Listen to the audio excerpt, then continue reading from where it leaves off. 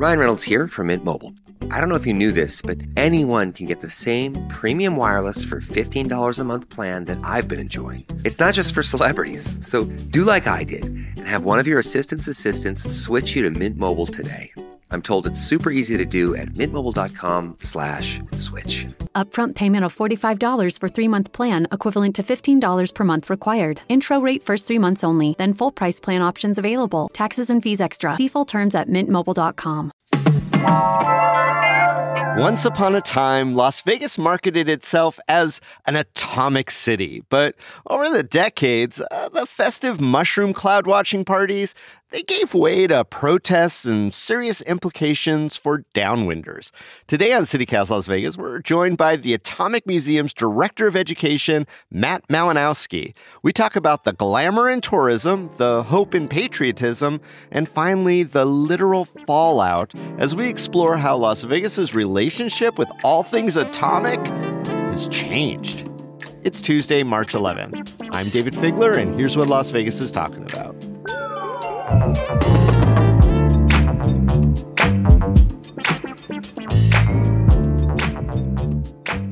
Matt, what was our city's relationship with nuclear testing like at the beginning?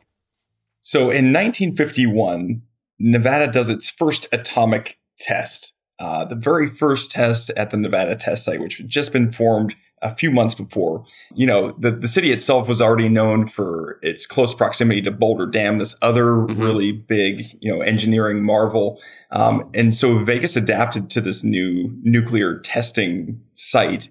And by 1952, they were broadcasting these detonations out of the test site. There were journalists set up there at the specific place that they referred to as News Knob. And they started to promote it. Eventually, our city gives itself the moniker, the Atomic City. And atomic tourism really becomes an integral part of Las Vegas's culture and the city itself. Yeah, so basically turning lemons into radioactive lemonade. But how did it go over as a marketing tool for Vegas? For Vegas, it added this other extra level of mystery, which our city has kind of always carried forward.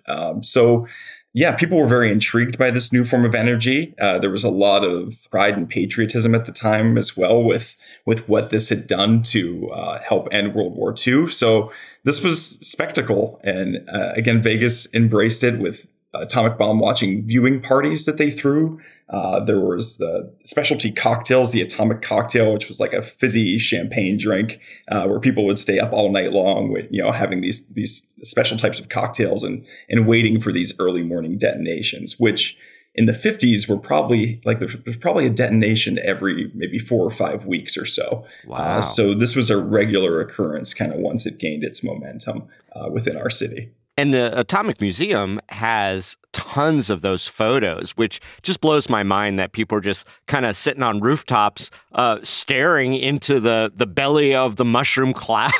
It's really wild. That's right. It was incredible that for some of these detonations, you could see it from downtown Las Vegas, or if you were up on the top of Mount Charleston, that was another kind of sought out vantage point for a lot of people bet. Where they could go and see those. That's where I would go. Up to Even the not mountains. knowing what the science was, I would feel like a little more comfortable being farther away with a good vantage point. So if you were an invited journalist or guest actually out at the Nevada test site, for most of those folks, they would sit you down on these just wooden benches that were just a few miles away from wherever ground zero was going to be for that detonation. So you would just watch actually from within the test site itself. Oh, wow. Yeah. And one of my favorite photos from that era was a Miss Atomic mushroom cloud or something, just sort of a showgirl wearing a mushroom cloud outfit. Just so iconic, but also ridiculous, which, that's Vegas.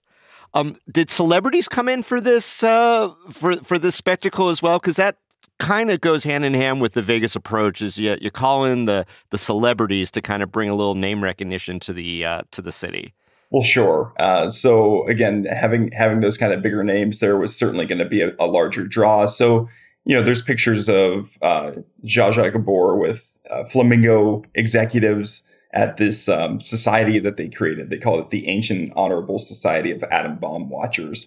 Wait, at the what? Flamingo Hotel. Yeah. So there was so they made their own. tell me about this society. Was it a secret society? What was this? I mean, really, I feel like it was more just a group of journalists who were always together for these detonations, and they decided to kind of be a little tongue-in-cheek, I guess, and create this fictitious society. But it was still, they would get together. They had little signs and like membership ID cards, and supposedly you had to know the secret password, which was Simoda, which was atomic backwards, to get into these parties. So, wow. Okay. All right. But that's Vegas lore, right? And well, Zsa Zsa Gabor was there, so it had to be cool. I mean, Zsa Zsa Gabor in the day, she was probably only on husband number 3 back then. Probably. Out of, I think, 8.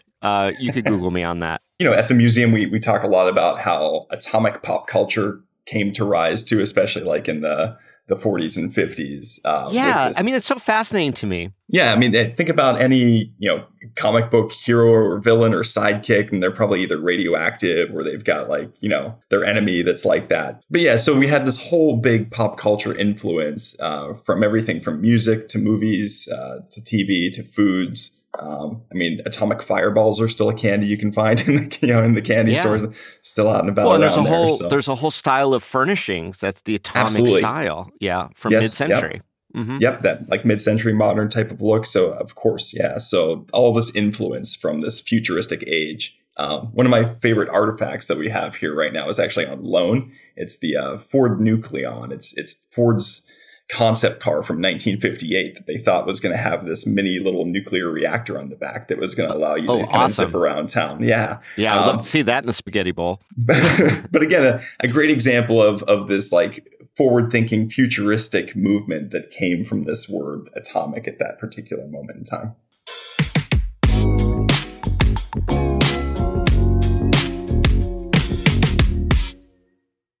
This episode is brought to you by Shopify.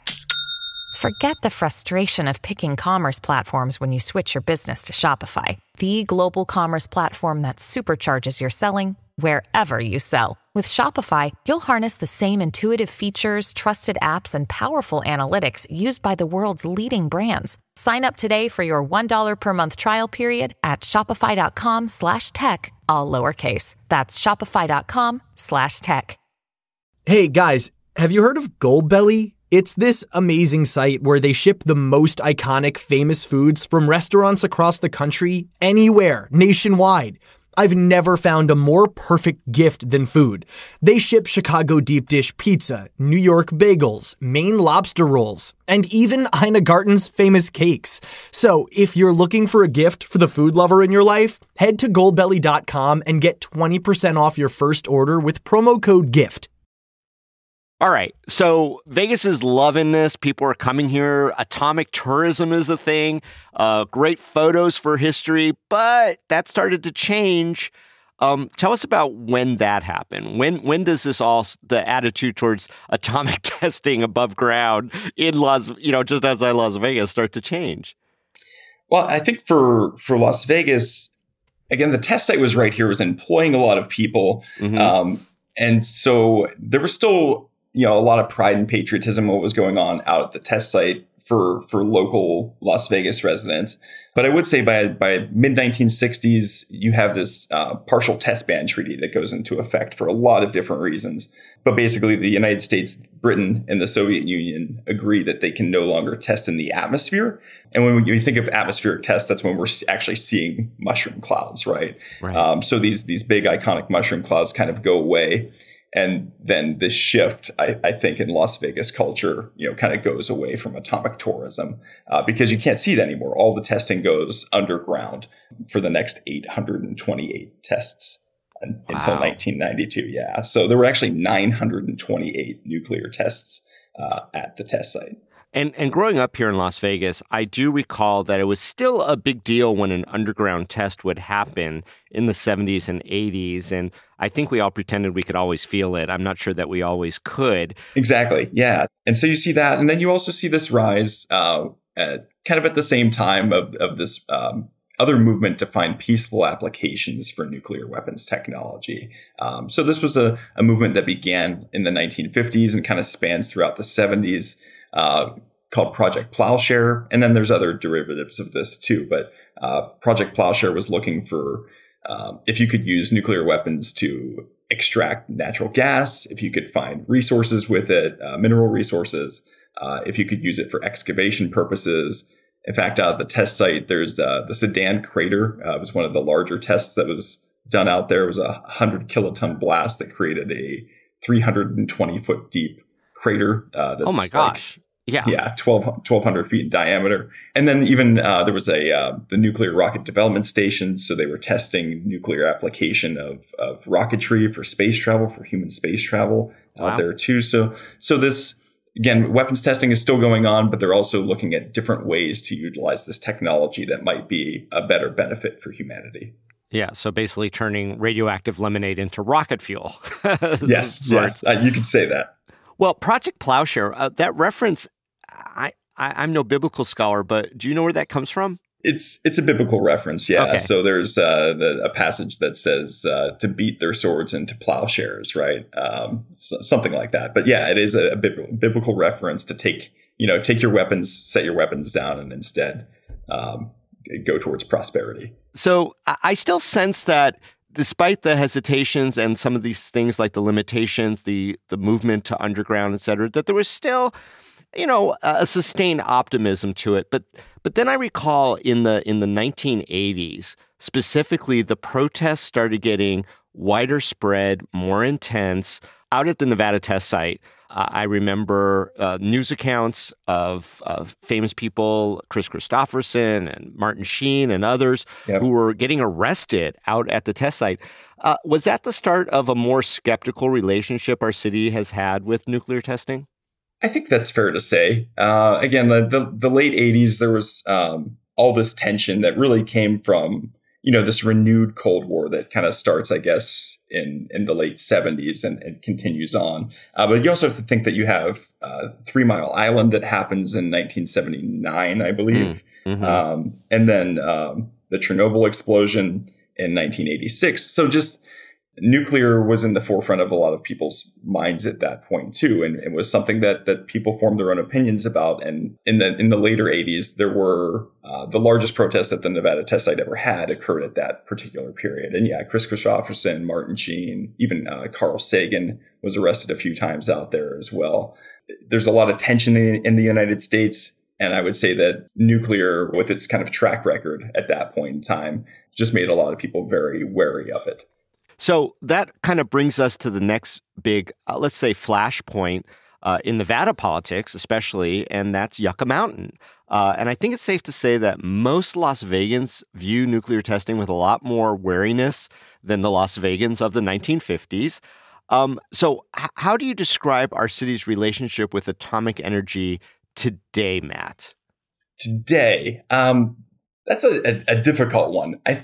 I mean, even for me working at the museum here, I think that it's great that we have the museum here in town to kind of give this history that's here. And also, we do talk a little bit about what's going on today out in the Nevada test site. Now, of course, the folks out there, that test site is still operated by the Nevada National Security Sites.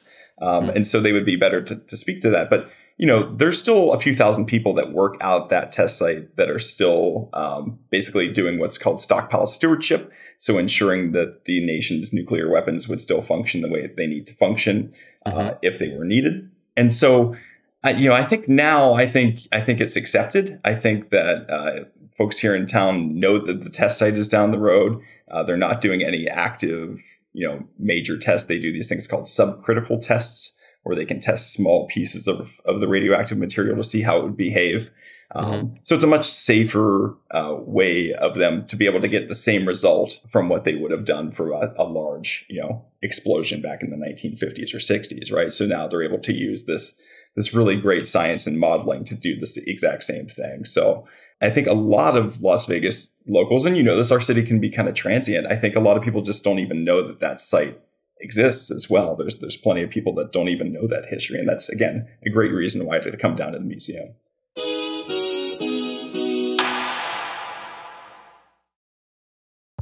This episode is brought to you by Progressive Insurance.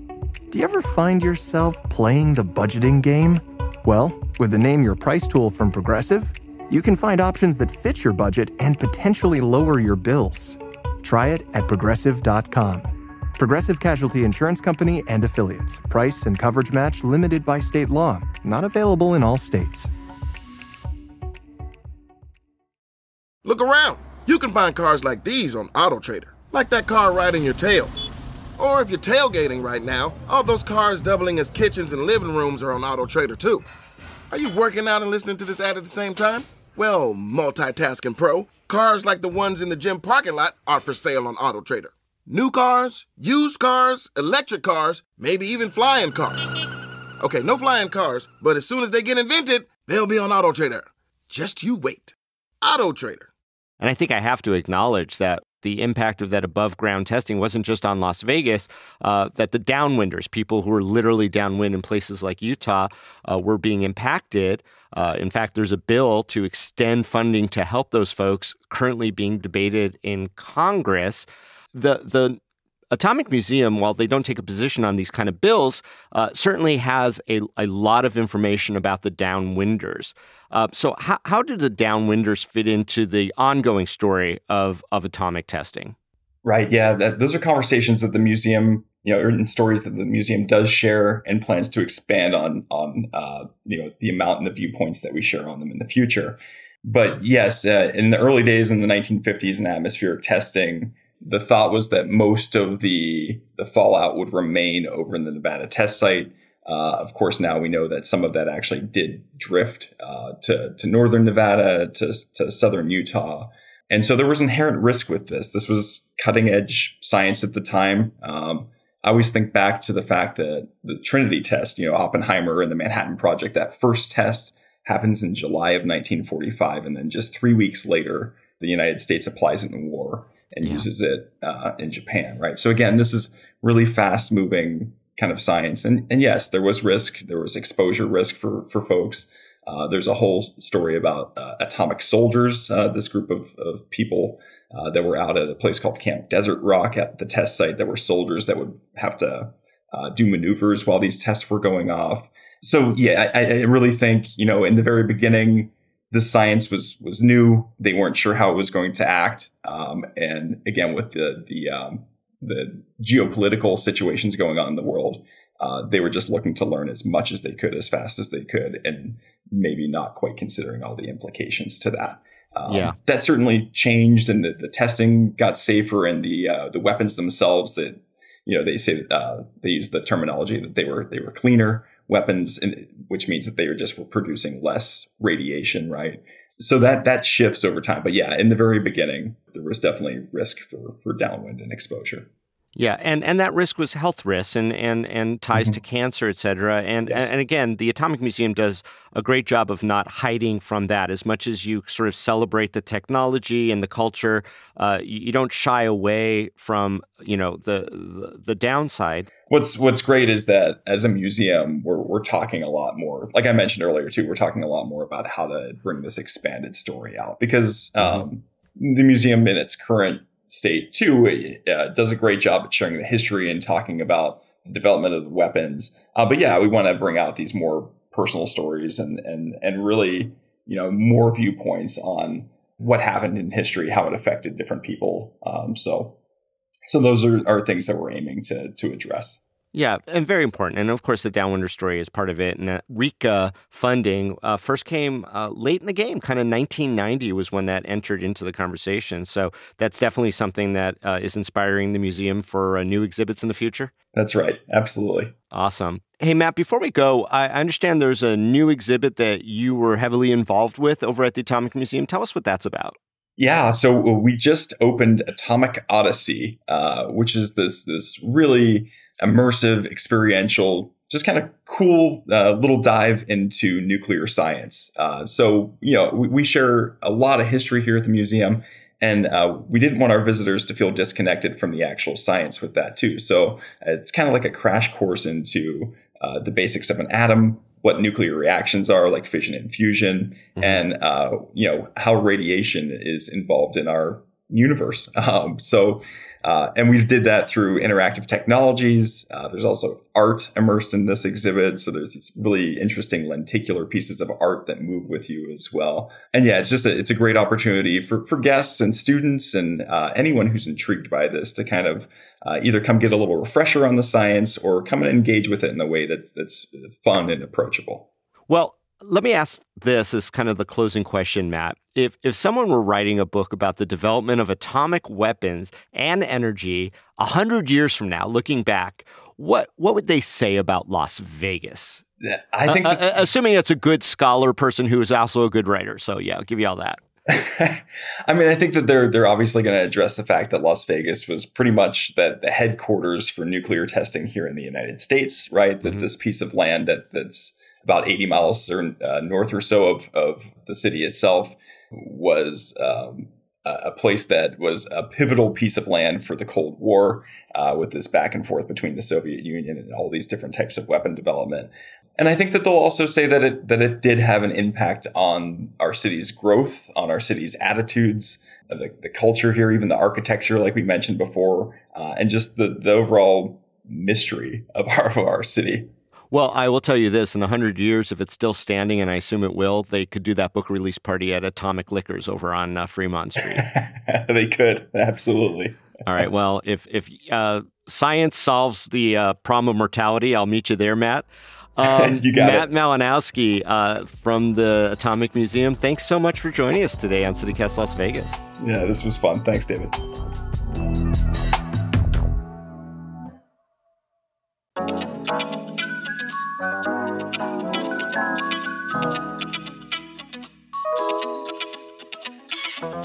And that's all for today here on CityCast Las Vegas. If you enjoyed the show, why not tell a friend? You could also rate our show, leave us a review, and subscribe to our morning newsletter.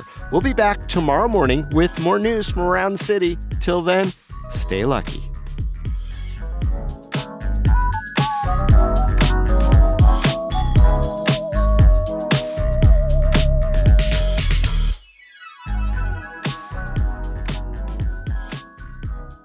But again, still like in the 50s here in Vegas, we had Las Vegas High School's yearbook in 1953 had a mushroom cloud on the cover of it. So we were still embracing this atomic tourism thing, I would say probably until and that yearbook editor is still glowing today.